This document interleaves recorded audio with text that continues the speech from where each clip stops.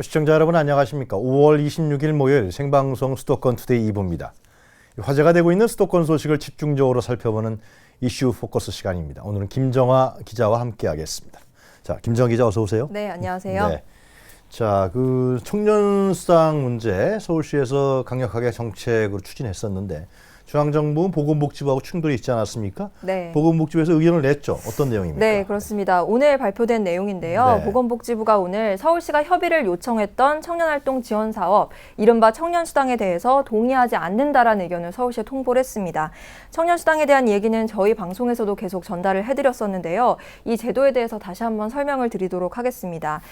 주민등록상 서울에 거주하고 1년 이상 거주한 만 19세에서 29세의 청년들 중에서 정기소득이 없는 미취업자이면서 사회활동 의지를 갖고 있는 청년 3천여 명에게 최장 6개월 동안 교육비와 교통비, 식비 등을 월 50만 원까지 지원을 하는 내용을 담고 있는 건데요. 서울시는 7월 도입을 목표로 사업을 추진 중이었습니다.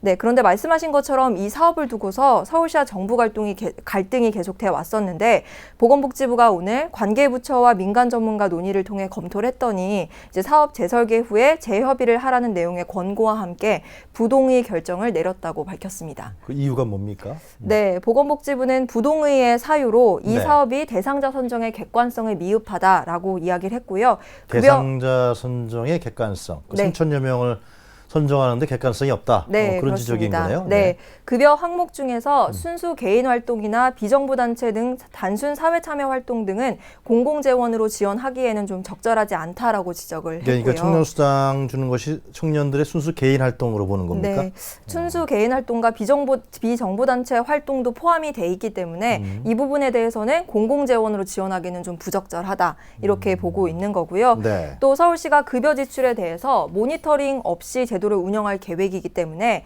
무분별한 현금 지급에 불과하다라는 게 보건복지부의 이야기고요. 네. 사업 효과의 달성 여부를 평가할 수 없다라고 보건복지부는 보고 있고요. 그 때문에 부동의를 결정했다라고 설명을 했습니다.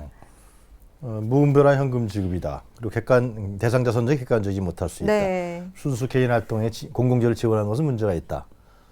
또 그다음에 달성 여부가 판가름이 안 난다. 한 네 가지 네. 이유가 되네요. 네네. 근데 권고 사항입니까 이것은? 네, 권고사항을 또 따로 발표를 했는데요. 따로 있어요. 네, 예. 구체적으로는 청년활동 지원의 효과에 대한 성과 지표라든지 목표 달성 이런 것들에 대한 측정 방안을 좀 제시를 해라라는 게 권고사항이었고요. 그러니까 동의하지 않는다는 의견은 냈지만, 네네. 그러나 서울시가 하고 싶으면은 이러이러한 사항, 네. 거기에 대한 뭐 측정 지표라든가 이걸 제시하라 그런 겁니까? 네, 쉽게 말하면 좀 요건을 충족했으면 한다라고 보시면 될 것 같고요. 네. 급여 항목 중에서 취업이나 뭐 창업과 관련된 직접 연계성이 없는 것들이라든지 정부 정책과 부합하지 않는 거는 좀 뺐으면 한다라는 게 또 정부의 입장이고요. 네. 저소득층을 우선 선발하는 요건 같은 것도 좀 구체적으로 제시를 해야 되고 활동계획서 범위라든지 뭐 그런 거에 따라서 현금을 지출했는지 뭐 급여 지출에 대한 모니터링 방안도 강구해라라는 게 보건복지부의 권고 사항입니다. 완전히 안 돼 그런 건 아니네요. 그죠? 네, 그렇습니다. 서울시 입장은 어떻습니까? 네, 이와 관련해서 서울시가 오늘 오후 3시에 기자 브리핑을 열었는데요. 이 자리에서 서울시는 청년 당사자들과 이 사업을 놓고 한 3년 정도 굉장히 오랫동안 논의를 해서 그랬죠. 사업을 마련했는데 보건복지부가 부동의 결과를 이제 내놓은 것에 대해서 일단은 유감이라는 입장을 밝혔고요. 하지만 보건복지부가 재협의를 위해서 권고를 한 것을 볼 때 네. 과거와 달리 협의의 여지가 있다라고 서울시는 판단을 하고 있고요.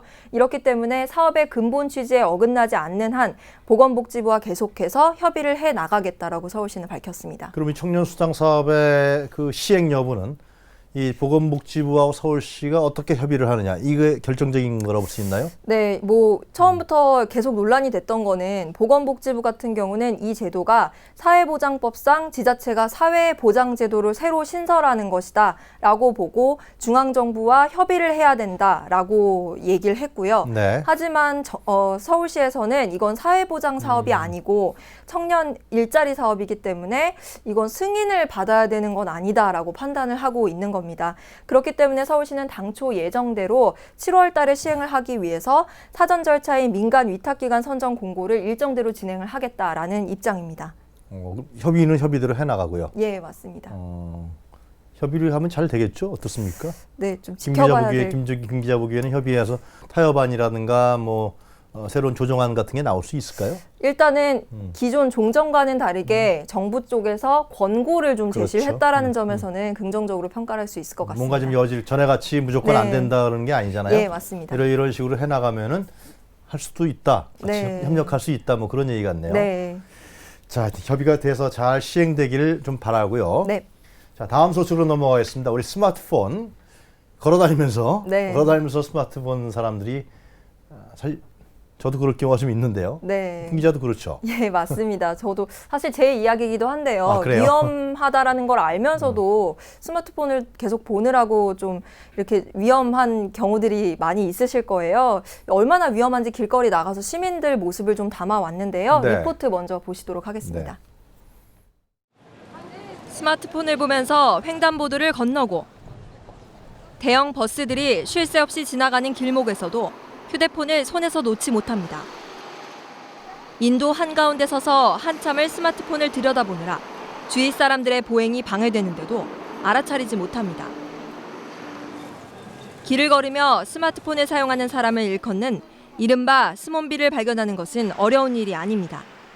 그냥 계속 문자 주고받다 보면 끊기기가 좀 그래가지고 계속 주고받으면서 스마트폰을 하며 보행하다 위험한 경험을 했다는 시민도 쉽게 만날 수 있습니다. 그 신호등 갈 때랑 그냥 이렇게 차로 돌아다니고 오토바이 뒤에서 오고 하니까. 실제로 교통안전공단에서 발표한 연구 자료에 따르면 10명 중 4명은 길을 걸을 때 스마트폰에서 눈을 떼지 못한다고 답했고 그중에 2명 이상은 그러다 사고가 날 뻔한 적이 있다고 답했습니다. 스마트폰을 사용하면서 길을 걷게 되면 교통사고의 위험성이 그만큼 증가하게 됩니다. 실제로 스마트폰을 사용하면서 길을 걸을 때와 그렇지 않을 때 시선의 차이가 얼만큼 나는지 카메라를 제 머리에 직접 장착을 해보고 길을 걸어보도록 하겠습니다. 스마트폰을 사용하면서 걸을 때는 시선이 스마트폰에만 고정돼 있어서 보도블록 공사 중인 곳도 쉽게 인지를 못하고 볼라드나 맞은편에서 오는 사람을 빨리 보지 못합니다. 하지만 스마트폰을 사용하지 않을 때는 주변도 둘러보고 시선이 다양한 곳을 향하는 것을 알 수 있습니다. 실제로 보행 중 스마트폰 사용으로 교통사고가 발생한 건수를 살펴봤더니 지난 2009년엔 437건이었는데 매년 꾸준히 늘어 2012년에는 848건으로 3년 만에 2배 가까이 증가했습니다.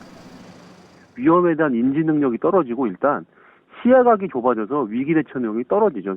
스마트폰을 사용하지 않았을 경우에 인지거리는 한 12.5에서 15m 정도 되는데 보행 중 뭐 스마트폰을 한다거나 뭐 문자를 한다거나 뭐 이제 핸드폰이죠. 이런 걸 하면은 그 인지거리가 2.5에서 10m로 확 줄어들어요.